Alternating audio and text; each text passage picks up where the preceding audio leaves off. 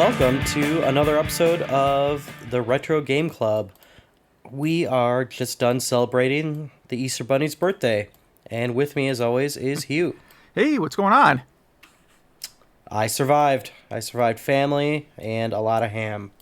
Yes, and driving from Star Wars days in Chicago back home through a blizzard. Yes, so I should fess up. I did not go to Midwest Gaming Classic because we were at my sister's house, and on Saturday I was going to go on Sunday, and we saw the weather forecast. Inches of snow in Chicago and Milwaukee, so after Star Wars Celebration, which was incredible, we hightailed it back to Detroit. So how was Midwest Gaming Classic? Yeah, it was pretty great. I mean, I will talk about it quite a bit over the next few months because I always come up with new games. So I was going to try new games there, try new computers. There's a few, like we have a spreadsheet somewhere of future episode topics, and I saw at least 4 or 5 projects out there that I got to go ahead and try. There's this new NES game someone's developing called Full Quiet. I can give a shout out to that real quick because I have their flyer with me still. And this is like one of the most graphically impressive NES games I've ever seen. It has like parallax scrolling and stuff. And they apparently Is it going to be a cartridge? It's going to be a cartridge, yeah. They're going to have a cartridge. It's like $60 for the cartridge. It's not super cheap, but I mean, you got to manufacture a cartridge. So yeah, and obviously the developer is certainly entitled to try and earn a few bucks on their hard work. Mm-hmm. So they did a Kickstarter. The Kickstarter was funded. So they have a thing called what's the after Kickstarter called? Backer Kit, which is, I guess, once you've been funded, if you still want to go and pre-order something that was funded. So you can still order it on there. I probably will. And the only other thing I pre-ordered from the show was 13th Doll, which is a fan game based on 7th Guest and 11th Hour. And that's supposed to be out later this year. I remember you talking about that a long time ago, yeah. Yeah, it's been in development for a while. The prototype that they had at the show looked pretty close to finished. So I figured it was worth the risk, and they had like a code to get it half off if you were an attendee of the show.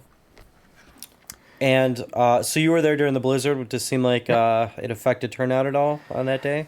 It's hard to say. I mean, the blizzard was not as bad as last year's blizzard. So it was more people than last year. Obviously, if you're like spending the weekend there, if you got a hotel room, I mean, you're going to go anyways. You've already paid for your ticket. Yeah. I was driving from Chicago. Then I had to drive through the Death Trap, which is Gary, Indiana, if there's even a centimeter of snow.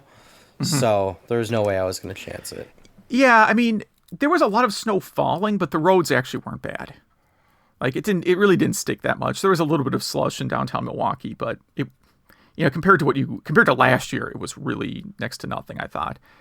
And maybe it affected drive-up traffic, but again, like it seemed like a lot of people were there that were kind of staying for the weekend, so didn't really impact me at all. Saturday was really busy. Like I was glad when they moved to a bigger venue because like the old venue it was so crowded, it was getting not to be fun anymore.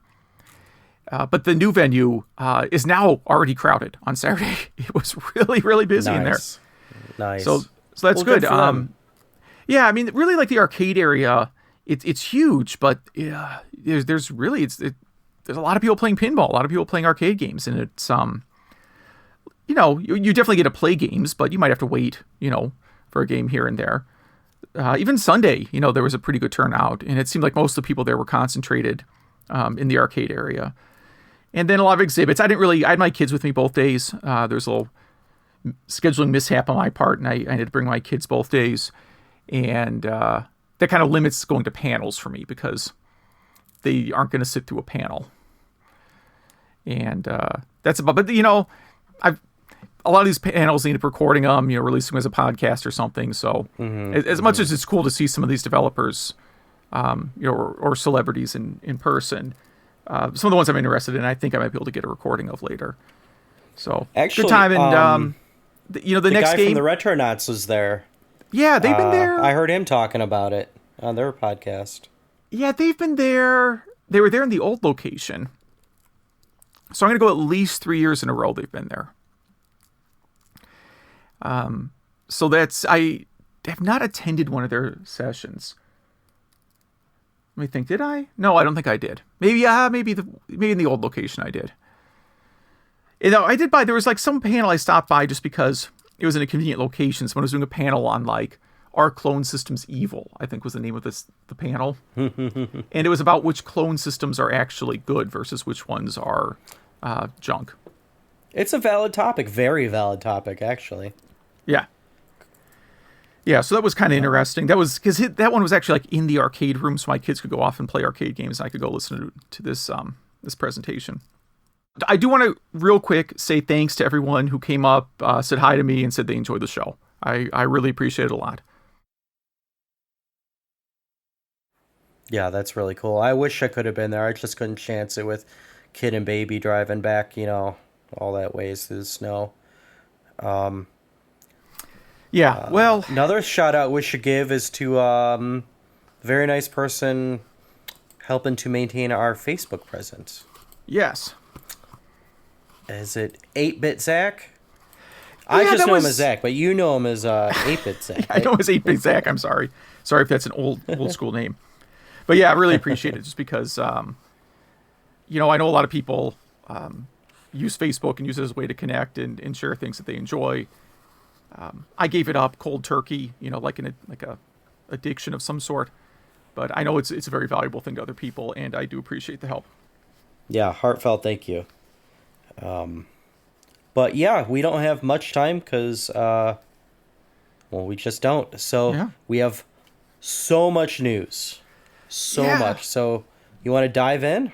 Yeah, it's funny because like when we talked about the format for the show, we're like, well, we're going to kind of skew the news a little bit more towards, homebrew and kind of technical stuff, fuel releases, thinking that would not be like overwhelming. And then you get weeks like this where there is just an insane amount of really cool news. Some of it homebrew stuff, some of it kind of, more mainstream, some of it prototypes. There's just a ton here.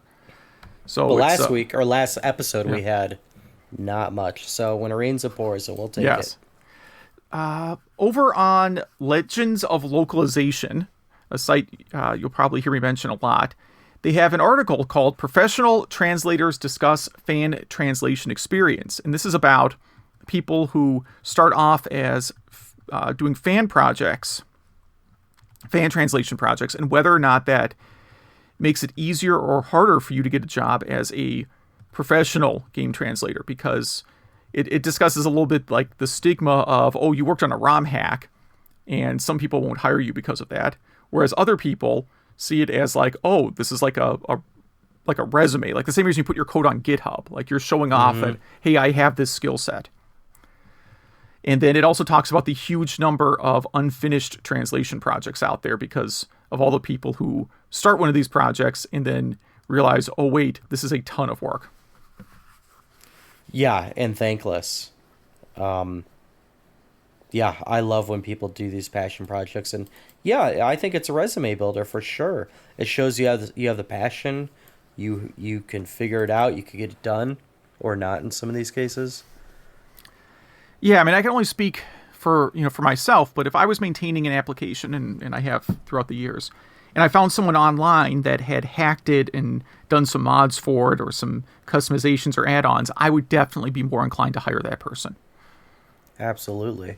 I mean, I just played through the English translation of East 4, and my gosh, there's acting and voice acting and a lot of text, and that was a lot of work. It was definitely a lot of work, and it was in 2 phases. I think we'll probably feature that as a thing of the episode one day, but they first released only a text-only translation that then also had a text file where when you saw a cutscene, you had to read along with the cutscene to read the translation of the cutscene. And then they went through and redubbed it with voice actors, which that's not Redbook audio. Like if, Eastbook 1 and 2, most of the audio is Redbook. There's 1 or 2 tracks that aren't, but most of it's Redbook. So that's not that hard to redub. But here you actually have to, record it and then put it into the game. Like it's not just, I'm going to write a Redbook track. So. I had no idea. They did a great job. And this is a really interesting article with more feedback in it than I I would expect with an article like this. So pretty cool. Yeah. A lot of people seem to be interested in this. Yeah, I think it's a pretty popular site. And next, we have a Q*bert prototype arcade cabinet found. Yeah. It is beautiful. Yeah, I mean, it didn't start off beautiful, but they made it beautiful, it looks like. Well, I mean, if this was found by the wrong person, they would have gutted it, put it in an LCD screen, and made it into a multi-cab. Yeah. So luckily, someone with a trained eye came across it. Mm-hmm. And, the cab looked different enough where they knew it wasn't just, like, some guy's weird artwork. And, the ROM was different. But this article goes into the history of Q*bert. And a lot of people forget that it's a really interesting game because, A, it's a really early game. And B, when you fall off the side, there's actually a pinball part that hits the side of the cabinet as if you thudded onto the ground. So it's one of the few games that actually has mechanical parts like that. Yeah. So I don't think I mentioned the site. This is at arcadeblogger.com. And part of the way they verified that this was a prototype Q*bert cabinet was by comparing it to one of the creators of Q*bert's prototype cabinets that he has pictures of. So Warren Davis, who's one of the two people credited as creating Q*bert, obviously has one of these as the creator. And that's what they used to, partially verify this was the real thing. Because the side artwork is completely different than what you would expect Q*bert to look like. It looks more like a Tempest machine from the side. And the marquee is hand-painted. Yeah. It's beautiful. Yeah. Yeah, well, you figure someone's got to do the first prototype by hand, and then they tweak it and mass produce it. Yeah, and this one was probably out in the test market, I think they said something like that in the article. Yeah, it would. I mean, that was... I'll have to tell some of these stories sometime, but the cool thing about visiting arcades in the Chicago area in the 90s was coming across test market games. We had like a lot of Mortal Kombat and stuff like that.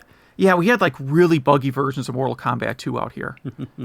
Stuff where, like, if you remember, people who know Mortal Kombat 2, Sub-Zero has like a fatality where he does like the deep freeze move before, you don't do your normal freeze. It's like a special move where he shoots a special freezy blob that freezes the person extra. And you could just do that in the middle of the match. They whatever had a bug where it wasn't locked down to only working during the fatality. And it was like completely unblockable. And then that was gone. And then like the last two bosses were like, had really awful AI. Like, especially if you play as Katana, like if you did her like wave move, the boss would just always, regardless of where the boss was on the screen, he would just walk right into it. So they fixed that too. Great. You can still spam it a little bit, but not as much as you used to be able to. That's cool. So, Nintendo 64 microcode. This is a kind of a quickie here, but this is about doing some reverse engineering of Star Wars Episode 1 and Indiana Jones in the Infernal Machine, the N64 versions, to, I guess, look at some highly optimized code. This was a little bit over my head. I just thought it was cool. Yeah, so the N64 is a Silicon Graphics indie, pretty much. Mm-hmm. And Silicon Graphics invented OpenGL, and this just really dives into the, I guess, almost artwork that this microcode is of this, of how they coded this. And yes, it is over my head as well. And yeah, that's why this is a quickie. This article is very long and very detailed, but we would sound very stupid talking about it. You're trying to explain this one. Yeah. And, the Star Wars Episode 1 games on N64 are both pretty good. Are there just two of them? There's the Racer. Shadow of the Empire. Well, that's not Episode 1, right? That's Episode... Wait. New 4, 5.5? Yeah, something like that. Yeah, so the Battle for Naboo and Pod Racer. Pod Racer, yeah. I think that's it. And they look beautiful. People rip on Nintendo 64 graphics. Hey, they looked better than PS1 and almost as good as Dreamcast. Yeah, I mean, some of it hasn't aged very well. If you hook up a Nintendo 64 and you don't fix like the aspect ratio and you have it in widescreen, it looks pretty awful. Oh yeah. But yeah, so if you are very smart, check this out. It's actually on GitHub. Obviously, all these links are in our show notes. Next one, you're going to want to click the link because I'm not even going to try and tell you how to pronounce this URL. The Kittenbot Meowbit. So this is they describe it as a tiny, cheap, programmable retro game console. And that's exactly it. It's a very, very small, kind of do-it-yourself little machine. It's 3 inches by 2 inches with a 32-bit processor. 1.8-inch screen. Yeah, 1.8 screen. 2 LED lights you can program. 6 buttons, but that includes direction buttons. So it's really 4 directions and an A/B button. And an SD card slot. And it has it uses, apparently you can run Scratch or MicroPython on it. Scratch would be pretty impressive. I guess Scratch doesn't take that much horsepower. You can run it on a Raspberry Pi easily. And yeah, just a neat little hobby. Like this would be the kind of thing if you wanted to teach your kids to program. It would be kind of fun for that. And it looks cool. It has like a little rabbit or little kitten ears. Yeah. Which you looks could like use. He's playing Flappy Birds on it. I think that's what that is. Yeah, that looks like Flappy Bird on one of them, and the other screenshot is in Russian. It's just a hello world. Well, it's hello world in multiple languages. Just as a proof. But I think those little hoops, you could use it to clip it to something or, make a little strap for it or something. Yeah, it's cool. It kind of looks like a Tamagotchi, however you're supposed to pronounce those. Please don't email me. Yeah, that's it. It looks like a Tamagotchi. You are correct.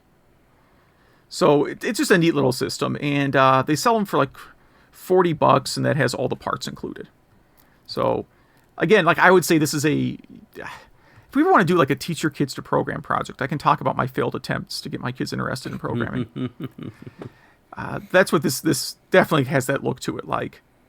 Your kids can write a little game, or you can write a little game, I guess. And yeah, just a neat little gizmo. It sort of looks like is this a Tamagotchi? It looks like the shelf of McDonald's LCD toys that I've accumulated over the years. Yep. There's a whole line of Activision branded ones where there's tennis and that kind of stuff, like David Crane's Tennis without David Crane's name on it, but in a McDonald's Happy Meal toy form. So pretty cool. Yeah, let's stick with handheld stuff for a minute and talk about Game Boy turns 30. I think it's turning 30 the day that we're recording. There's a lot of features on the internet about the Game Boy turning 30, and over on Nintendo Life, they have an article called Celebrate the Game Boy's 30th Anniversary by putting your Raspberry Pi inside this awesome case. And this is someone who's made a very unofficial Game Boy styled case with with 4 buttons plus start and select and a D-pad that you can stick a Raspberry Pi in and then use as I guess an emulation system or whatever. You could probably figure out how to get DOSBox running on it if you were so inclined. It's a really cool case. Yeah. Even the box for it is cool. But yeah, it even has, most of these things have lithium-ion batteries. This one just has the old AA's, just like Game Boy had. Like the real one. Now, so far they just have demo units, so no price on this yet. If there is a Kickstarter or something for it, then I'll make a point to mention that. Yeah, pretty cool. And happy birthday, Game Boy. I think my favorite game was Quark. Is that one of those Blockbuster games on it? That was a good one. Yeah, there's Boxel. That was a pretty early one. I don't know if Link's Awakening does that count as Game Boy or Game Boy Color? Was that original game? I have the remake that's in color. So I guess the original was black and white, or whatever you want to call Game Boy. So that's a really good one. Link's Awakening is great. Super Mario Land is great. For some reason, I really like the Teenage Mutant Ninja Turtle game on it. Me too. Yeah. I can't explain why. It's just a lot of fun. I mean, even the Castlevania game was great on it, which I think they have a picture of it in this, yeah. Yeah, they did a really good job porting sort of NES-like games to the Game Boy, because there was, Kirby, obviously, there was a Kid Icarus game, Metroid 2, which I tried again recently on Game Boy after playing the 3DS remake, and that one has actually not aged as well as you think. Because there's not a lot of screen real estate. It's like you get lost really easily because you can't see too much of the world at any given time.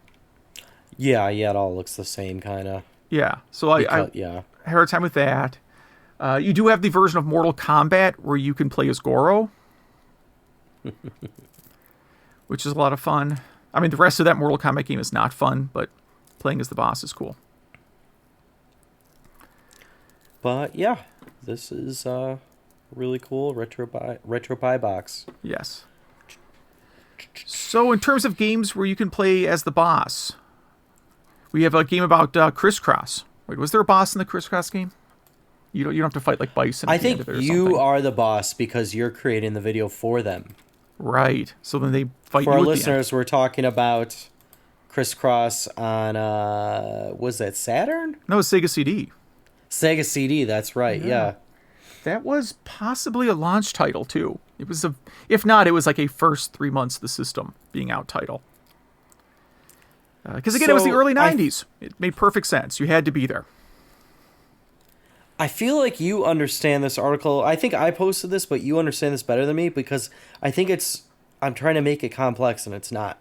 Okay. I thought this was kind of some new emulation thing, but it's just a ROM. This is a ROM that someone made based on Crisscross, and there's a static picture of the band and some song lyrics, and then you have to like crack code. It's a kind of a code cracking game. So it's just a little demo, and I like it because of the I just like anything that's like a intellectual challenge. Like programming this was probably really difficult. And it links to an article called Sega Genesis ROM Hacking with Gydra, which is a system, and that's really what this is. This is sort of like a demo of some other piece that they wrote. So if you want to give this a try, it's fun for about 2 seconds, but it's just kind of a neat idea, and I like the technical article attached to it. This whole thing just confuses me. I'm sure if I didn't even read the technical part. I'm just looking at a picture of Crisscross in 16-bit. He's just using them as a thing because they had a Sega CD game. We should have had our theme music be Crisscross and just never explain it to anyone. To anybody ever? I think they would assume it's tied to the Sega CD game. Wait, how many musicians had Sega CD games? There was an INXS game. Yep. Mark Wahlberg. Marky Mark. Yep. The Michael Jackson game, which I'm sure right now, I know this is going to sound like the same series, right? It was not. It was just I was thinking of musicians who have Sega games. Shaq's a musician, right? I don't think so. Well, he probably has a rap album. Yeah, I was just thinking, like, I bet someone is doing a ROM hacking project right now to do like Moonwalker minus Michael Jackson. Because like mechanically, it's not the most awesome game of all time. Like part of the appeal of it was it looked pretty cool and it was playing actual Michael Jackson music. But I'm wondering now if someone is probably. I think within the next 5 years there'll be a ROM hack of it with some other lead character. Kind of like how Nintendo got rid of Mike Tyson from Punch-Out. Right, they'll put Mr. Dream in the spot of Michael Jackson. Oh, I love it. That's a great idea. That would be a funny ROM hack. All right. Next article? From CNBC, known for all their gaming articles. Mario is finally going mobile. I think this is such a great headline because we literally were just talking about the Game Boy turning 30. And then you get to an article about Nintendo was finally addressing the mobile market. And how long ago did Mario Forever Runner come out? And Mario Forever Runner was out sometime a while ago. So, what is this about? This is just a garbage article that talks about how it's about Mario Kart. Yeah, it's just about a Mario Kart game coming out for mobile. Finally. So, I mean, and Dr. Mario, I think. Yes. So, I don't know. We'll talk about these when they actually come out. Yes. Now, mind you, Dr. Mario was on the Game Boy. Yes. So, and also Pokemon Go is Nintendo, right? Yeah. It's Nintendo. I mean, they didn't program it, but yeah, so someone else did it. It was the company that Google used to own. Yeah. Yeah. It's not Titanic, Nintantic or something. Yeah. Oh. Niantic. All of our listeners are just screaming at us right now. Yeah, I have like no games on my phone, so. But really cool news. On to really good news. Capcom coming out with a home arcade plug-and-play arcade stick that plays a bunch of Capcom arcade games, and it looks like your classic big arcade fighting stick, except for two people. Has games like 1944, Alien vs. Predator, Capcom Sports Club, Commando, Cyberbots, Darkstalkers, Eco Fighter, Final Fight, just tons of games. So Pro Gear, one of my all-time favorites. I was going to disagree on this being great news. Did you look at the pre-order price? Now, hear me. Yes, it's insane. It's 230 euros. Yes. Which, do some math, and that's a lot of dollars. But here's where I see this, because it's one unit with two sticks and 12 buttons. 6 buttons each. You got me up to 40 at the most now. So, I know. But this is for... You're not going to sit shoulder to shoulder with your buddy on a couch. No one wants to touch each other like that. You're going to sit, though, at your buddy's basement bar or something. This is for... You make a bar top out of this thing. This is for the guy that doesn't think this is much money. You know what I mean? I guess. And then there's a lot of angst about whether or not it's using like a open source emulator, and there's some debate over whether or not it's properly licensed for commercial use. Yeah, but again, that's debatable. I mean, I'm not going to... I already have enough Capcom stuff. I'm not going to get this, and it's way expensive. But, I mean, those fighting sticks are really expensive, like the pro ones. So, I wonder if this feels like those, Yeah, I'm just saying, I'm not going to judge it until I see more reviews, But like that horrible arcade cabinet, the one that's like kind of too short for, anyone to play. The Walmart one? Yeah, I just saw them at the mall. Like I don't know, like people were scalping these right away, but I see like literal mounds of these things at multiple stores. That has, right? I mean, is that less than this? How much is that? Oh, I have no idea. But the thing is, it's not less. I think it was like around 300 originally. But regardless, like, what I'm saying is you can get like a clone arcade cabinet for roughly the same ballpark price as this thing. So it's really just the price. I mean, there's so many of these plug and play systems, and most of them average $20 to $30. And even kind of the premium brand ones aren't 200. I mean, the Super Nintendo Classic is like maybe the best example of a premium brand plug and play. And what was that, 70? Yeah. And that has Street Fighter 2 on it, by the way. It doesn't talk about what kind of sticks are in this. Yeah, one of the articles does. It's a premium brand. It's a real, like... Okay. It is actually a good quality brand. Yeah, Sanwa. Yep. So, I mean, those alone aren't cheap.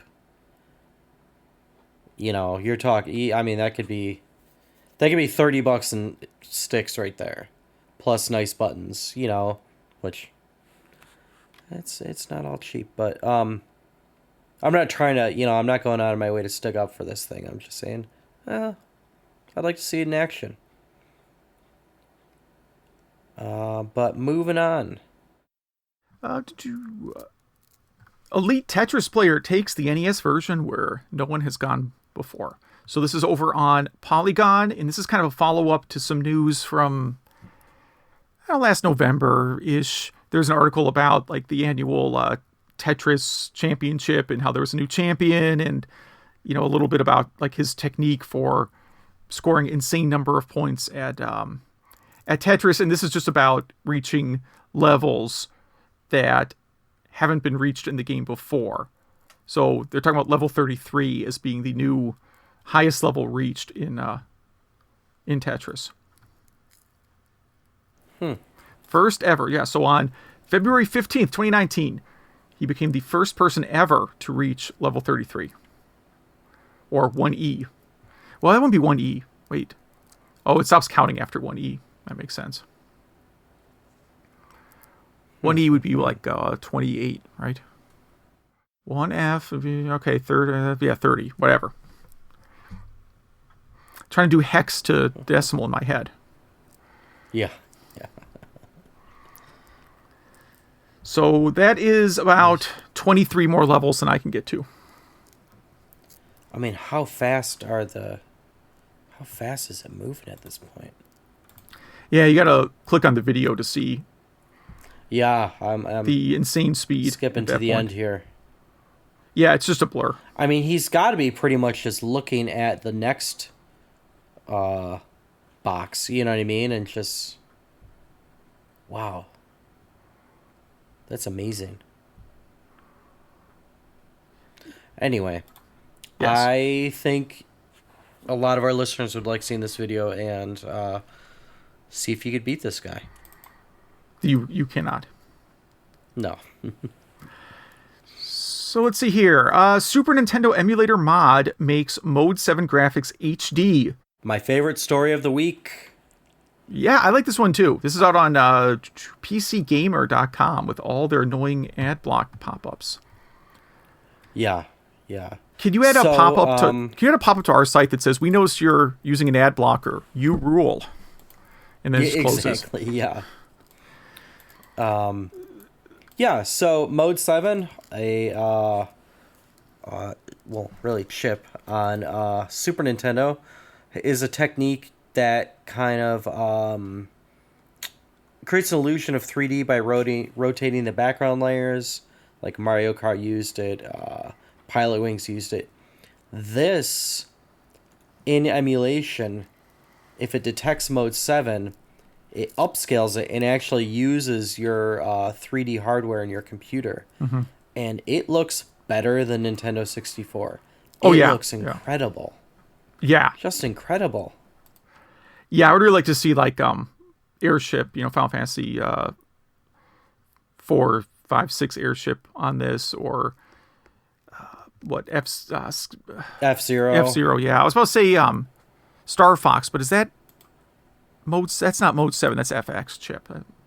Mixing those up in my head. But yeah, it's amazing how great this looks. I mean, clearly it's not an accurate emulation. They have the Airship in there.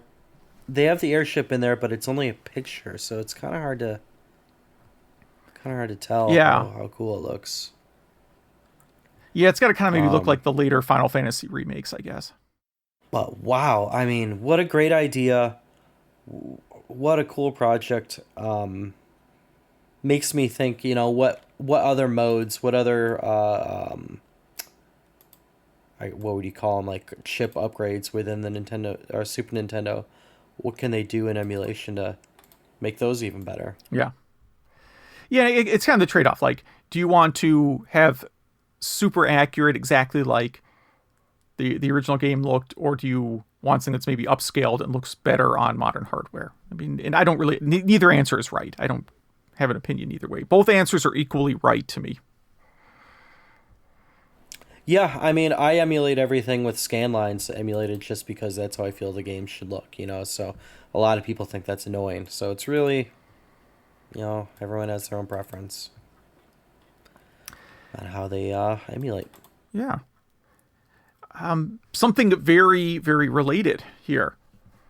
Dreamcast HDMI upgrade. So one of the cool things I saw at Midwest Gaming Classic, and I don't know if I can put this on as a project or not, is like part of the arcade area was sponsored by a group that was selling GameCube HDMI adapters. So it's a thing you plug into the back of the GameCube and it upscales it to HDMI. They're like $120. Mm-hmm. It's not cheap. It's obviously a premium item. But they had like 4 monitors set up with Mario Kart on GameCube. And when you walked by it, you would think you were looking at least the Wii version, if not the Wii U version of Mario Kart. It looked great. So if you're big into GameCube games and you want to have Wind Waker or whatever in high def, I guess a game that hasn't got a high def remake already. Luigi's... Didn't Metal Jesus do a video about an HD upgrade for GameCube, bricking his GameCube? It was like a thing. I don't remember that because I don't watch his channel. I might be the only one who doesn't, but I don't really subscribe. Only YouTube channel I subscribe to, and you can laugh, it's the one with the Finnish guys that crush stuff in the hydraulic press. Well, it never gets old. Yeah, never. That's my only YouTube subscription, I believe. So I don't see that one. Boy, I don't know if this is the same thing or not. They certainly made it sound like it worked in any GameCube. So, but this article that we're referencing from Eurogamer.net is for the Dreamcast. The Dreamcast, which I know it's sort of weird because like I think the VGA mod is perfectly great. But if you want something even better, there's this, what they call this HDMI box that, they got a little you got a bunch of comparison screenshots here too. That, yeah, it looks pretty good. Like, again, if you're a big Dreamcast fan, you want to play this on modern monitor, why not?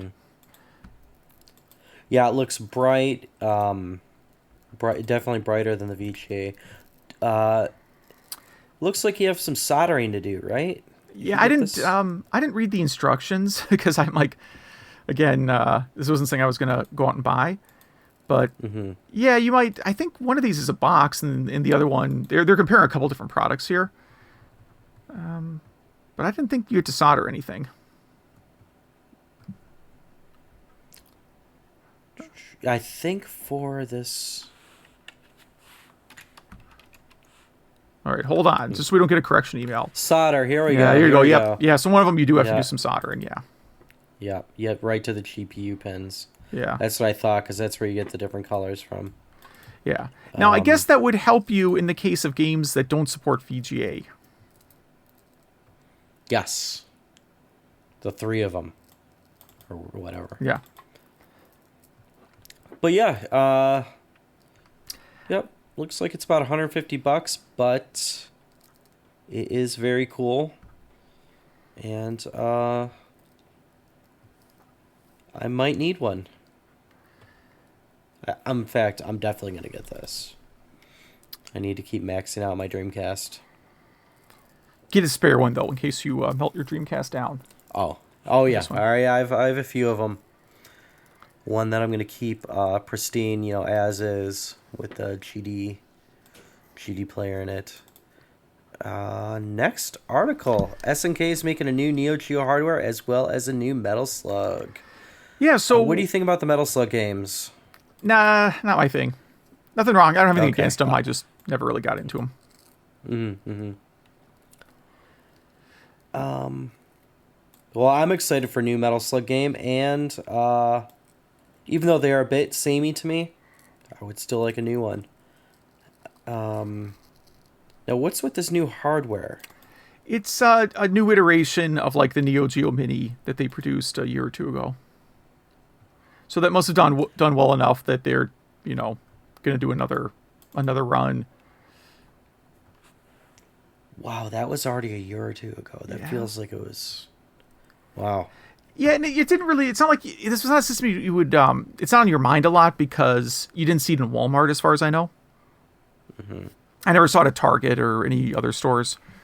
So I think it was mostly an online deal. But I guess enough people must have bought it. Otherwise, they wouldn't make another one if it didn't sell the first time. They always had one box of Babbage's that no one bought because no one could afford it. But I don't know one person that bought this mini. And I mean, I have a Neo Geo, a stand-up cab. I have a 4-slot. Yeah. And I have, a few extra boards just in case. And, I'm a big fan. And I didn't buy one of these just because I didn't, I had it covered. But I thought I would know a few people that bought this, but not even one. It's weird. Well, see, Neo Geo collectors are pretty, it's a pretty interesting group. I mean, I don't mean that bad interesting. I mean, like, because it's really not a mainstream system. You don't see a lot of coverage about it, and unless you're following Neo Geo stuff specifically, you're probably not going to run into someone buying one of these, because I think people who are sort of casual, I mean, correct me if I'm wrong here, I think sort of casual Neo Geo fans probably are just happy picking up 1 or 2 games on one of the eShops or getting a collection on CD or whatever. And then you have the people who are the actual like cart collectors that I think this probably appeals more to them. Mm-hmm. Even though they have the original game. That's what I'm just thinking. I think it kind of appeals to that Neo Geo fan scene more. This is why I think a TurboGrafx Mini would not do very well, because or a Jaguar Mini. Like anything where you have sort of like a niche community, you have a very low ceiling in terms of how many units you're going to sell. Mm-hmm. And this is only, like $110, which is less than the Capcom sticks. So there you go. Yes. And probably more games. Yeah, some cool games on this. Let me scroll down. Well, I'm not going to read them all because there's a giant list. Yes. But lots of them. Twinkle Star Sprites. One game I will pick for a future episode is on this. Yeah, pretty cool. And more in another PlayStation Classic announcement. It's down to $29. Yeah, it apparently went as low as $19.99 at some sort. Now, these are Canadian dollars, so that's like really cheap. Like $19.99 Canadian is about $12 American right now. Yeah, the source.ca has it for $19.99. Yeah, the price has fluctuated. That. This article mentions the price has fluctuated a little bit, but it was as low as $19 for a while. Today in Canada, it apparently still is as low as $29. It's officially cheaper than a Raspberry Pi, and it's same hardware, plus you get controllers, and now there's many ways to mod it. Yeah, if you go back to our very first episode, right, you will see that it is super easy to mod this thing. Like, I don't know how to work a soldering gun. I had no problem modding this thing. What's kind of funny, though, is if you go on eBay, there are such things as PlayStation Classic scalpers. And I want to interview one of them. That's going to be our next topic. I interview a PlayStation Classic scalper and ask them, what are you thinking? So right here's a picture. This guy has, he went to a Best Buy, bought all of them out, has a huge stack of them in his living room, selling them for $49.99. Wow. I was at Target the other week, because I go to Target way too much, and they still have a stack at least as tall as this one that this guy is selling. So yeah, I was really hoping that these console scalpers would eventually take a bath on one of these systems, and it looks like... I think it finally happened. Yeah. Now, some of them are, offering what they call modded versions, which means they just stuck a USB drive in it and trying to, recoup their money that way. Mm-hmm. By selling that for more. But this is so insanely easy to mod on your own that you don't need to. I guess, PlayStation graphics, out of every system I could think of, PlayStation graphics, it was the ugliest age. Mm-hmm. I'm not saying they're bad games, just a lot of them didn't look great, not enough polygons there. And so I just think that's the reason why these aren't selling. Yeah, I think there's a few things. I think maybe we sort of peaked, like this fad peaked already. And then this game selection is not that inspiring. No. Like, on it, I liked... They're not horrible. Yeah. There's some good games on there. Right, but it's not like the Super Nintendo Classic or even the NES Classic. There's a lot of sort of borderline throwaway games, and then the problem is like a lot of these, like Final Fantasy VII, you can buy 100 different ways. And original Resident Evil, maybe, yeah, it's a cool game, classic. I don't know if people want to play through it again. And rather than Street Fighter 2, you have Super Puzzle Fighter. And like the first Grand Theft Auto, not the later, well, of course the later ones weren't on PlayStation, but it's like, I don't know how to put it. It's like, if you had a little better game selection, maybe it would have done better. I don't know. If you had Final Fantasy 7, 8, 9 all on there, I think this would be a pretty hot system. Yeah, you're probably right. But again... Now, mine has Final Fantasy 7, 8, 9 and Chrono Cross on it. Yeah, of course. Speaking of horrible graphics, not really. Long Lost Zork source code uploaded to GitHub. Mm-hmm. That was a bad joke because Zork doesn't have any graphics. The graphics are your own imagination, so they're either great or horrifying. Yes. Yeah, and this is great. I mean, Zork is obviously a classic, and to be able to dig through its source code is really cool. And if you actually go to this GitHub, historical source on GitHub, we'll link to it. You also have the Hitchhiker's Guide. You got Zork 1 here, Leisure Suit Larry, Sherlock Holmes, Zork 3. So a lot of really cool classic games. You could dig through their source code and see what was actually behind the scenes. You have Wishbringer, one of my favorite Infocom games. That is a really fun one. Now, people have a hard time with this because these are mostly written, like most of the actual game is in Z Machine language. So, like, you're not going to look at it and be like, oh, well, this is assembler code that I totally understand. Like, a lot of it is the language that was used to build these games, which is it's almost more readable than code, right? But it's a language they developed for the purpose of creating text games. And it's similar, it's somewhere on our list of future topics. I wrote down Inform, and Inform is something based on this. It's a language used to create text adventures and ends up producing files that look pretty similar to this. Interesting. I wonder if Mudlibs kind of grew out of this. Yeah, could be. Yeah. I don't know if they'd access I'm the going code. to go down a rabbit hole. Wow, this might be a summer project for me. Yeah, and that's why, like, there's emulators out there. There's various Z Machine emulators that can play any of these old Infocom games. So it's kind of like how there's Doom emulators that just play the Doom WADs. Yeah. I was thinking, I think Scum VM is a better analogy. That's what I was going to say. Yeah. Yeah, very cool. I highly recommend, if anyone's interested in a program at all, check this out.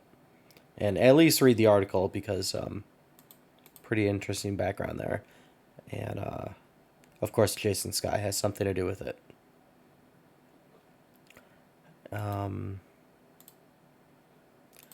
Oh, wow. Did we get through all the news? We did. Wow. I feel like I blacked out and we're done. Yes. I wish I felt that way about work every day. No, it's fine. It's a bad joke. It's a bad Office Space reference. Topic of the episode. Kind of a quickie. Coin Up, One Up. In terms of cool projects. So this is a project for if you own arcade cabinets that don't support free play mode. And this was on my mind because at Midwest Gaming Classic, a lot of the machines there don't have free play mode. And you have to, like, hit a button, to insert coins. And my oldest kid got shocked by one of them. She's turned out fine. Yeah, I mean, it's just a regular, light shock. But it was like, hey, that machine tried to kill me. But they just need to look at their grounding. But so I do like this because of that aspect of it, because you go to like what's a one big one in Chicago, Galloping Ghost. Ghost, yes, where, don't get me wrong, I'm a fan, but they kind of murder their cabs by putting these giant coin up buttons on it, where it's not really necessary, because there's already something you can buy that just kind of leans against the back of the you know how you could push the quarter slot in if the quarter is jammed in there, and by pushing that in, it coins it up. This is an even easier solution though, right? Oh no, that's just a button. Yeah, it's literally, but this, what this does is you connect a few wires to it. You push player 1 or player 2, and it coins up, waits 1 second, and then it repushes player 1. Yeah. Like start, pretty much. Yeah. So it's just a little gizmo. You buy them over at onecircuit.com.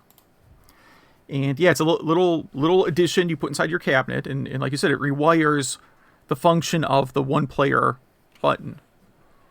They also have 4-player and 6-player variations. Now, those maybe aren't as necessary, because I bet a lot of the games that have 4 and 6-player already have free play mode. Like the main selling point of like the 1-up version is old arcade games that just don't support free play, because no one ever would have thought of giving games away for doesn't. free. Yeah. Tron doesn't, but there's a ROM hack for it. Yeah, there's a few, like Burger Time, you have to buy a whole new chipset just to do that. Right. So this would help that. It's kind of expensive, $20, but I mean, there is a chip on it. Oh yeah. You know, it's not just some wiring.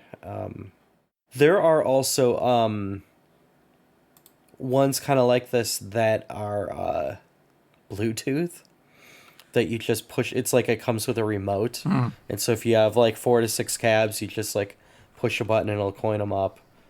So I knew some people that had that, and they also had another remote that turns on each cab. I don't know. I don't go that crazy with it. Yeah. We still need to have an episode just about restoring our old arcade cabinets. Yeah, something I've never tried because I don't have any useful skills. It's better just to kind of flush your money down the toilet. No, just kidding. It just costs way more than you think it would. Yeah, and I'm looking at like the 1-up version again here, and it works with like almost every game except Ice Cold Beer and TAC, they mentioned, because of some weird wiring issues with those games specifically. It's kind of amazing to me like how versatile it is that it can work with lots of different arcade cabinets.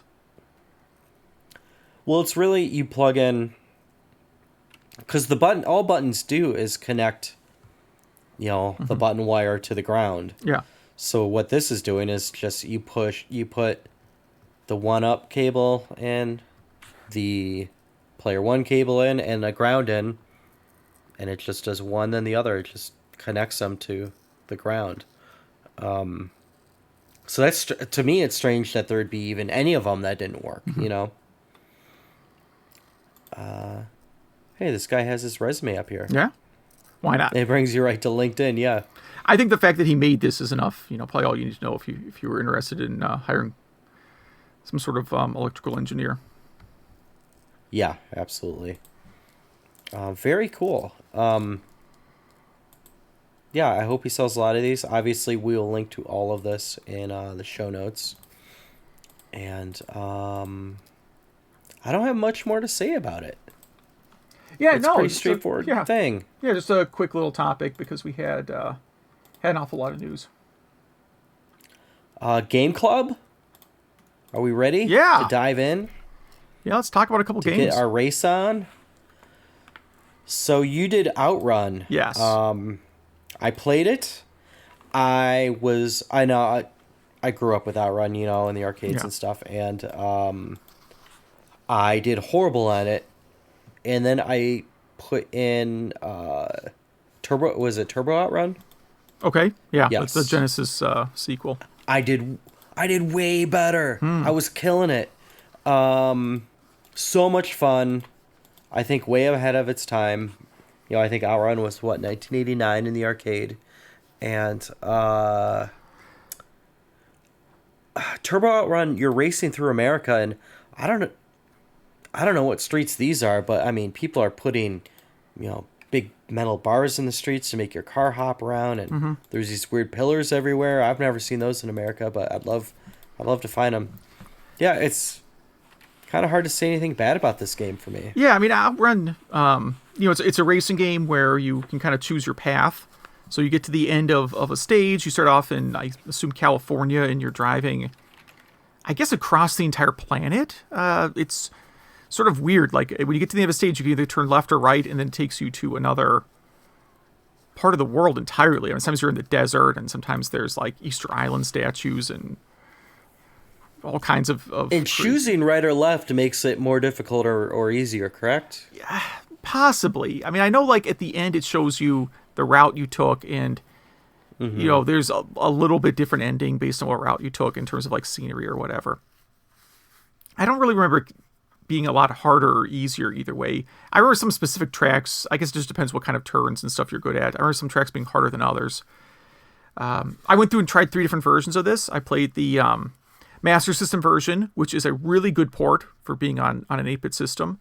I would dare say it's one of the top 3 or 4 racing games on an 8-bit system. Played the TurboGrafx 16. I feel like it's one of the most popular. Sorry. Oh, go. I feel like it was one of the most popular Master System games, right? Kind of helped sell the system. Or... Yeah, I don't remember paying a lot for my copy, so it can't be very rare. That's what I mean. Yeah. Like, yeah. Yeah, and if you didn't want to upgrade if you want to upgrade to a Genesis and you want to play Outrun, right? And then TurboGrafx 16, I guess it's PC Engine version because it didn't come out in the US, is kind of looks good when it's standing still, but it doesn't, compared to the Genesis version, it doesn't hold up very well. The Genesis version, as far as home ports go, like Genesis and 3DS, well, 3DS is really the arcade version, I guess. I didn't even know the TurboGrafx version existed. Yeah, there's a lot of SEGA games that were released for PC Engine in Japan only. Be surprised. I mean, there's Altered Beast, there's Golden Axe, there's I think Forgotten World's got a US release too. Street Fighter 2. That's not SEGA, right? That's Capcom. Oh yeah. Yeah, I was going to say like the part that I was saying was weird is how like Sega and NEC were competitors at the time. And somehow there were SEGA games being released on the TurboGrafx. So, what? Hey, you know what? There's Mario Brothers on the Atari 7800. So whatever. So yeah. So it's like every version's good. I think of the home versions at the time. The Genesis one is clearly the best, and also soundtrack. I mean, it has one of the most, for being 4 songs, it is one of the most memorable soundtracks of its era. Agreed. Yep. And great sound effects too. And who's putting all this stuff in the streets? Come on. Wow, if you think that's bad, don't try Paperboy. But yeah, great game. I mostly played the arcade versions. I played the Genesis version. Noticeable differences, but still a great port. Yeah, and I actually remapped my controller so my triggers were my brake and gas. Oh yeah, and it made it feel a little bit more modern in a good way. So I suggest that to any of our listeners, give that a try. Yeah, so you did like kind of GTA style driving controls then. Exactly. Yeah, that would make a huge difference. It really would. But yeah, anything else to say about Outrun? Nope, just a simple, fun game, and like I said, even the worst home ports of it are still pretty fun. Yep. And I chose Rock and Roll Racing. I mostly played on Super Nintendo. This game, think RC Pro-Am, except somehow looking better. I have to say, I have no idea how she programmed this without the FX chip or Mode 7 or any upgraded chip. The story behind this is that it was being developed for the Amiga, and it was really pushing the Amiga. And Burger Becky said, I bet I could make this for Apple II GS. It's her favorite system. And it's almost the exact same specs as Super Nintendo. And she created a quick demo of it, and it looked almost flawless. So they said, you're not going to do an Apple II GS because that's pretty much end of life now. But yeah, go for it on the Super Nintendo. But yeah, you get to pick from many different racers. Each has 2 different, I guess, plus ones in their stats. So the one I picked had a +1 for turning ability, kind of, sticky tires, and +1 for acceleration. And you make money for each win, and you upgrade your car, you buy a new car, and when you feel ready to move up to the next round, you just select move up to the next round. So kind of each, I guess, round or level has about 4 tracks, I want to say. And you just do them over and over again until you're ready to move up. And this game is great. The graphics are great. The music is actual classic rock. I mean, I think it's some Zeppelin, some Bad to the Bone, whatever that guy's name is. The music is incredible. Yeah, I played it in Paranoid by Black Sabbath was the one that came up for me. Ah, yes. Yeah, that one, yeah.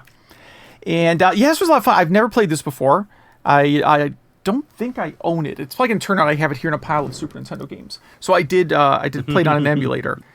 And yeah, I was really surprised how much fun this was. And you're right, it is RC Pro-Am mechanically. I mean, virtually the same game, except you have like some power-ups, some weapon power-ups. And it feels better.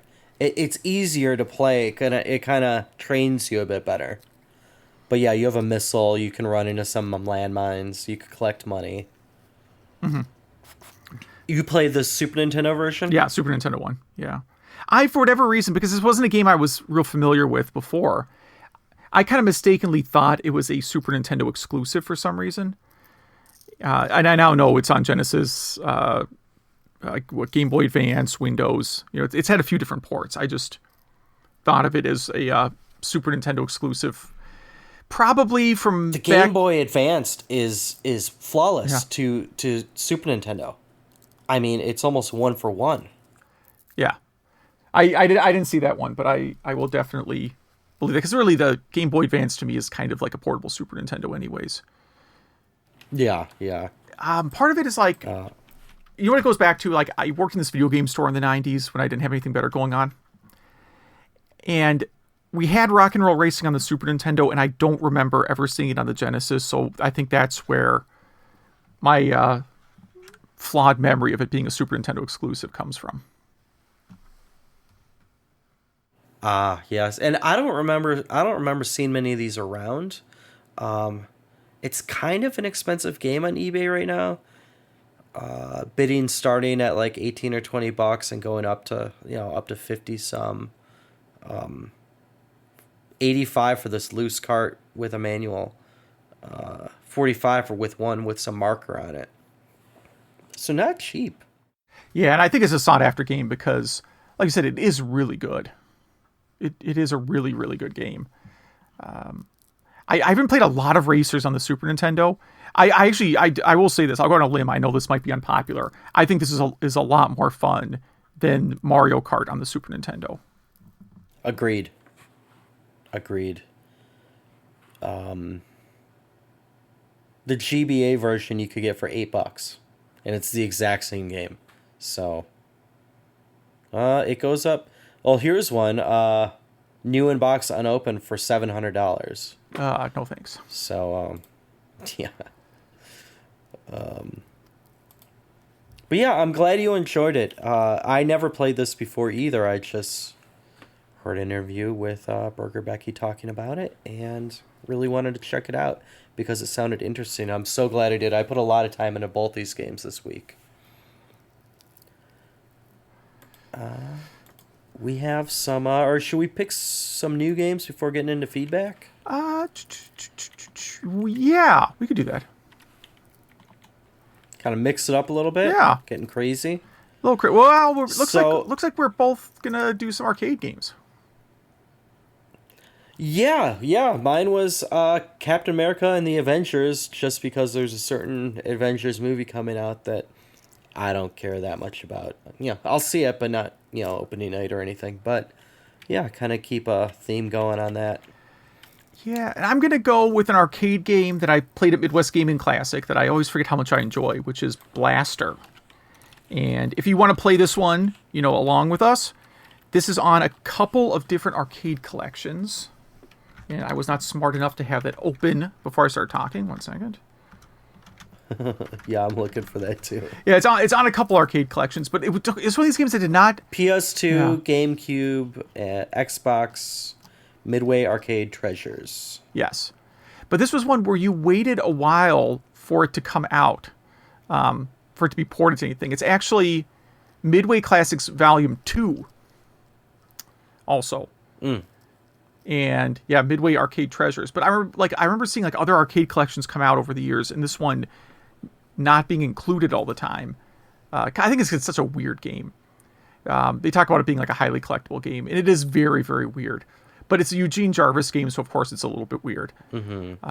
So we'll talk about it in next episode.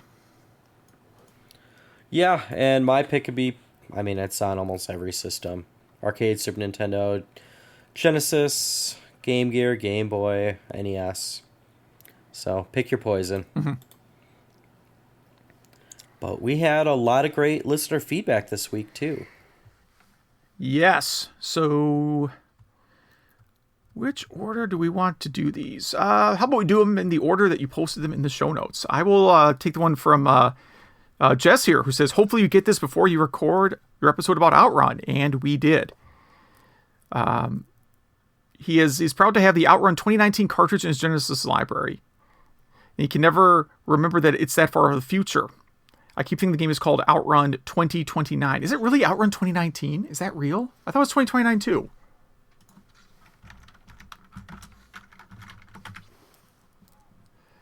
Yeah, it is Outrun 2019. I'm doing the same thing he does and adding 10 more years to it because I can't believe it's actually that old. Hey, it seemed like a far off time when it was released. So he said, well, he's played the arcade version of Outrun a handful of times. Doesn't recall ever playing on anything other than the Genesis and arcade. So it's a little difficult for him to compare Outrun 2019 to the others. But I'm sure the concept is the same. Now, this one, it's a sci-fi game where you have like futuristic cars and like rocket or space energy kind of stuff on the back and elevated roads. Now, he says the game controls are pretty rough. He says he thinks it's possible to stay on the road through the turns if you let off the gas or hit the brake. It's possible to get through some stages just by avoiding other cars. So you have to get pretty good at steering. The tricky part is that other cars change lanes unexpectedly, which they don't do in the original Outrun. I'll tell you, they generally stay in their lane. No, they don't. Yeah, they follow rules of the road, but in I guess they... Yeah, we're the bad drivers in Outrun. Right. You and your convertible car. Yeah. And then it sounds like 2019 has similar mechanics to Outrun because, if you hit something hard, your car flips over and you fall out. And if you just hit something kind of softly or at the right angle, you just sort of lose speed. So that's the exact same mechanics, really. It's sort of the Excite Bike mechanics. Right? I mean, like sometimes in Excite Bike you crash and it's small, and other times you crash and you go flying off and somehow survive. Another topic. Over and over. Yeah, and I think he's a question and recommendation. He's wondering if there are any other retro gaming or programming podcasts that we would recommend. He said the Game Explain podcast is one that he just started listening to and has a big backlog. Yeah, I keep meaning to check that one out. Really great one. John Romero's podcast. Oh, man. Apple Time Warp, I think it's called. And he talks to a lot of old school Apple II and early 386 programmers. Yeah. And they talk specifically about, they really get in deep in it. I highly recommend that one. I'm blanking now. Can you think of more? So my number one recommendation is it's become like my new favorite retro gaming podcasts. It is the Retro Hour, which is a British show. So I like it because you get to hear the perspective of completely different gamers than what you had in the U.S. So like growing up playing games in UK, very different market than the U.S. Some similarities, some different games. But on every episode, they have an interview that is almost always with the developer.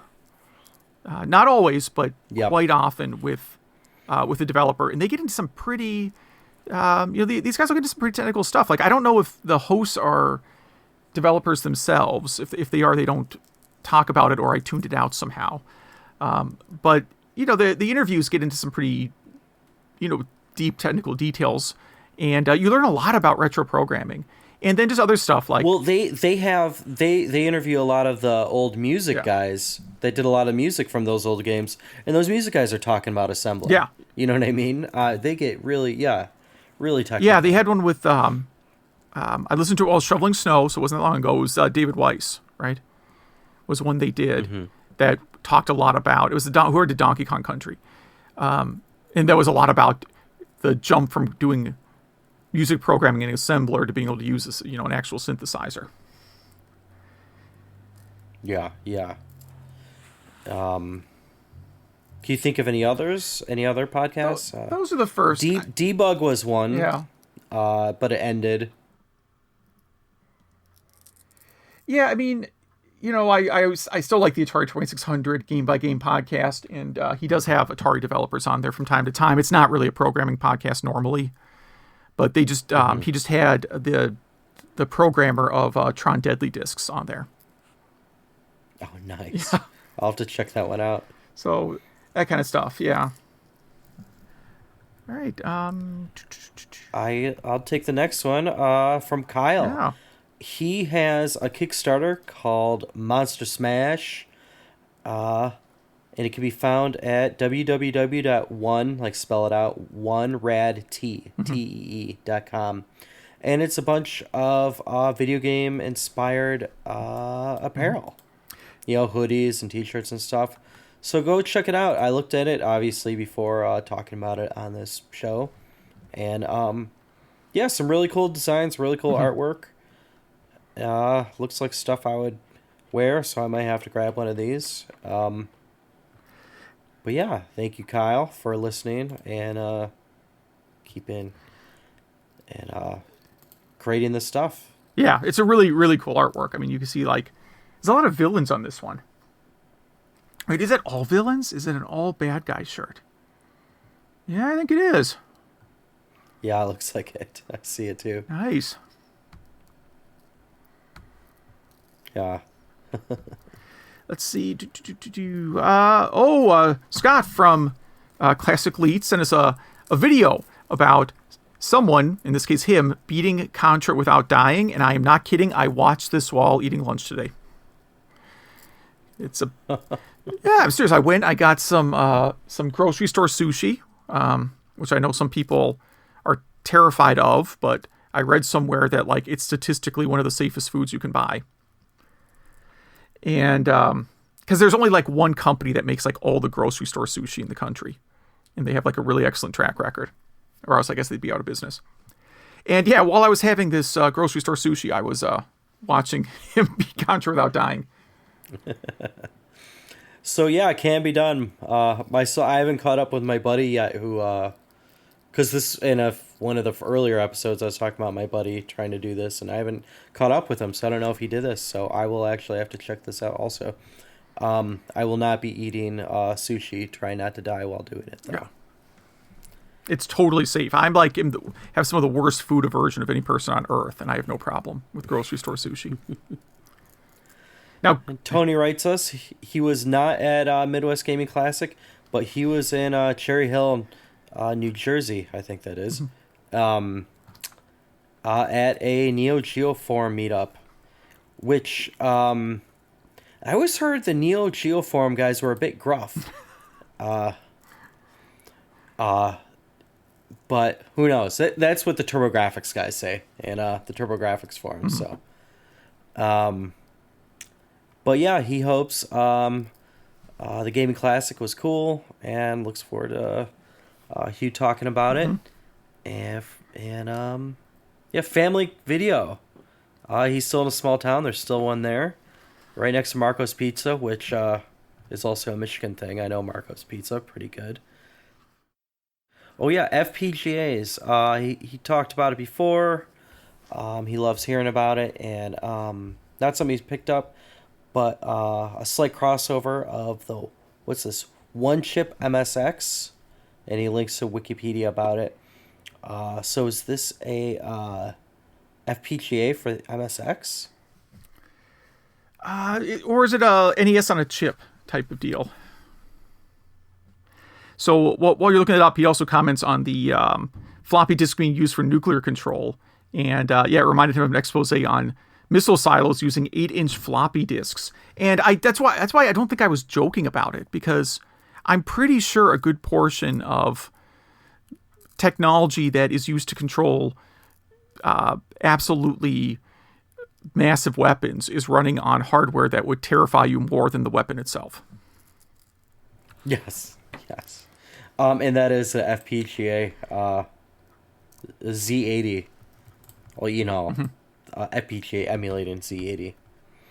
But yeah, Windjammers recently at an event recently that had it 40-man bracket for it. There's a Twitch video. There's also Yep, and there's a Discord channel. Folks are talking about it online. I'll have to check out this video of them playing it. As for Bang Bead, so I was gonna cut in real quick. I did not realize that Windjammers had like a big following that did tournaments. That's new to me. I know about other old games that do that, but I didn't realize Windjammers was one of them. So really what happened, it kind of turned into a hip game probably about 5 to 7 years ago. And then it was kind of like the opening band for Street Fighter competitions. Okay. Kind of the sideshow, the second stage, if you will. And now it's on Switch. And it wasn't really popular when it came out, though. I don't think so. Yeah. But anyway... as for Bang Bead, which was the one I brought up that I actually liked better, he got it confused with Ghost Slop, which I've never heard of. Two totally different games. He fired it up, flip-flopped it, and he thanked me for that info. Well, as for Rock and Roll Racing, he did play it. He didn't have a Super Nintendo, but played it at a BBS party. I'm trying to figure out how. It must not be over a BBS, right? No, it's you just meet people that are on the same. You BBS meet people at the same. are. Yes, okay. And the host had it on old school TV, and used it as like an icebreaker kind of game. And at some point, which I think we forgot to mention, Blizzard released a free version of the game a few years ago without the music. And also commenting on Outrun, also big fan of the music. And wanted to recommend the updated versions that are on. There's an updated version called Outrun SP2 in the arcade, and there's a 360 and PS3 version. And he also says it's the only SEGA Classics download game he got for his 3DS, since it was not in the physical cart release of 3D Classics. And yes, that drives me nuts too. I bought the physical 3D Classics collection expecting it to have Outrun. It does not. Yeah, that's actually kind of shocking. Yeah. And he also calls me out of being a complete nerd for going to the Star Wars convention. And, yep, that is about right. Joe is emailing us about the games from this episode. He said he and his brother had a lot of fun playing the Master System version of Outrun, which I believe. I can see that being a fun game to take turns on. He said the arcade version is a must-play whenever they ran across it, and they also calling out the soundtrack, and how surprisingly relaxing the scenery is. And that was my observation of the game too. Like, if you could make it not a racing game and just a scenic driving game, it would still be a great game. And there's a trick that he's never been able to pull off called the gear gotcha technique, where you spin the tires while changing gears repeatedly. You can drive through stuff at full speed, including objects on the side of the road. I've never heard of this. I will be YouTubing this, yes. Yeah, that sounds like something you would hear made up on the schoolyard.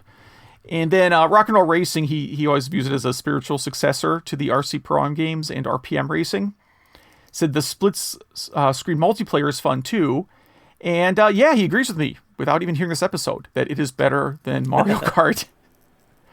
And I did not realize this because I didn't play it long enough, but there's a hidden character who is one of the Lost Vikings. And you can cheat by doing the trick of entering a level 1 password for player 2 and a later level password for player 1. So you start off with all the upgrades from the higher level. Ah, interesting. That sounds more like a bug than a cheat. Yeah. Yeah, it's a glitch. Cool, thank you for that email. And Adam writes that he gave Mappy a try on the 2600 last night. Not last night, but a few nights ago. But he's never run across the cabinet. He's not sure how accurate the 2600 port of it... well, it's not accurate at all, actually. But you get the gist in the 2600. He really likes the trampolines and the time it takes to make it to the right platform. The door mechanics are a lot of fun once you figure it out and are effective at clearing the cats. Overall, he really liked Mappy and thinks it's an excellent arcade-style game. He was able to get to level 6 with a score of almost 30,000 on standard difficulty. He's enjoying the podcast. Thank you very much. And curious if Hugh decided to pick up a Switch yet. I did not. At this point, I think I'm waiting for whatever the next hardware iteration is. Well, there's supposed to be two, a cheaper one and like a Pro Edition. So which one would you get? Probably the cheaper one, be my guess. It's hard to say because I would probably take it while traveling a lot, and I'd be more prone to get the cheaper one. I was also thinking maybe because my kids need to get, I told my kids are not getting one during the school year, so it would be before summer, around the start of summer break. I don't know. I don't know what I'm going to get yet. It was really like the Link's Awakening remake that's kind of convinced me I need to get one because... Oh, totally. Yeah, like the top games I want to play on the Switch are all games I have. This is the reoccurring problem. Like I have Mario Kart 8. I have Breath of the Wild. I have Ys 8. I have Katamari Damacy. Like I'm sort of stuck. I hear Mario Odyssey. Is that the new one? I hear that's really great. It probably is. Yeah, it is really great. There's a lot of great indie games on it too. Yeah, Yeah, so I'll end up getting one. I just man, I have such a huge backlog of games already. Exactly. Yeah, I trust me. I know the fact that PS5 is coming out in a year just terrifies me. But he also says that at his kids' pediatric dentist's office, they have an original Mario Brothers cabinet, Miss Pac-Man. It's always fun to play with my kids, and they go see if anyone gets the top scores. Yeah, that sounds like a good dentist. All right. Bennett says, we were curious about what he programmed for the TI-83 calculator.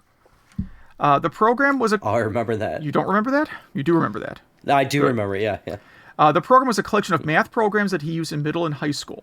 He started writing it in TI Basic, the built-in basic language. But being an interpreted language, he was annoyed at how slow it was. So during his junior year, he found out it was possible to program it with Z80 assembly, which he tried out. And he converted everything he had in BASIC and even made a nicer user interface. And he has a link to the write-up if you want to take a look at this.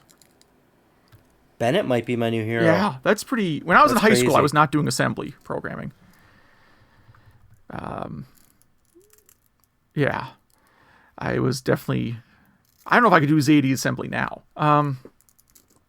Another topic we mentioned was RGB video. While component and RGB are very similar, both they are not quite the same. RGB is exactly what it sounds like. There are 3 signals, red, green, and blue.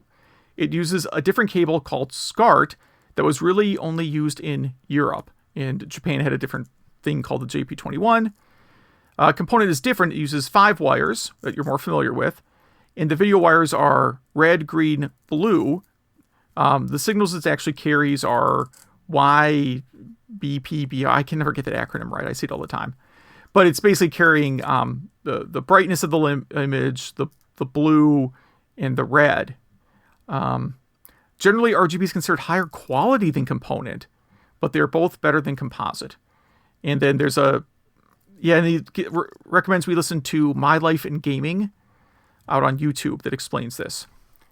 And we should, before the next one, if this email brings up possibly a funny segment of our show, is like everything you want to ask but are embarrassed about retro gaming. So we should have known all this about Component, but like, why are the buttons round? Okay. And then a note about Verilog. It is a hardware description language that describes the structure of electronic circuitry rather than the sequence of instructions. So as it relates to gaming, FPGAs are becoming more common to use in remade retro consoles, which we talked about. And he mentions that this is what Analog uses in their systems, which I kind of knew, but I didn't know the specifics. Wow. Yeah. Thank you, Bennett. Drop some knowledge. And why don't you get the last one, and then I got to wrap it up here. Yeah, I know. We took a while. Matrix writes, took some notes while listening to recent episodes. Been a few days, so I forgot. Amiga, they had one in the friend group. It was a 500. We would salivate over the Euro demos. Oh, yeah. And he still had a 386 SX back then. So did I. That's exactly what I had. The Genesis Mini, Red M2 is involved with the programming and have a lot of high hopes. Me too. Hurog's Y, it never clicked with him when it was released, but he was younger and wanted more Twitch frantic games back then. He did enjoy Doom 2 and Command & Conquer on PC later on, so you have to thought that Herzog should have been a winner with him. Trivia, so Y is sequel to an MSX game? Yes. I did not know that. The GDEMU, he feels Rob's pain in ordering one. Took him a few early mornings and site refreshing over and over again, and he scored the Sega Saturn Phobie. I can never pronounce it. I have one too. But that's the SD card for the Saturn.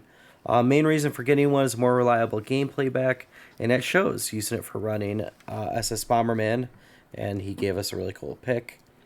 And games of the week, Mappy. Never had any love for it back in the day, messed with it from time to time in arcades. Does like the opening doors and wiping out the enemies with the wave attack. But didn't hold his interest for long. Same here. Windjammers, great game. Very approachable, good casual competition. He runs it at most shows and provided the equipment and easy to pick up, hard to master. And it's still in the tournament scene.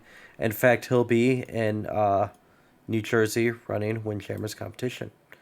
So see picks below. So sorry, Major, we kind of had to blow through that one, but we're on a time crunch here. Thank you so much for the emails, and keep doing those shows. But yeah, we have anything else? You probably want to give out the email address. Probably. So yes, email at retrogameclub.net. Please write us about any of these many topics we blew through tonight, and our Game Club games, Captain America and Avengers, or Blaster. And see you guys next time. Yeah, thanks for listening.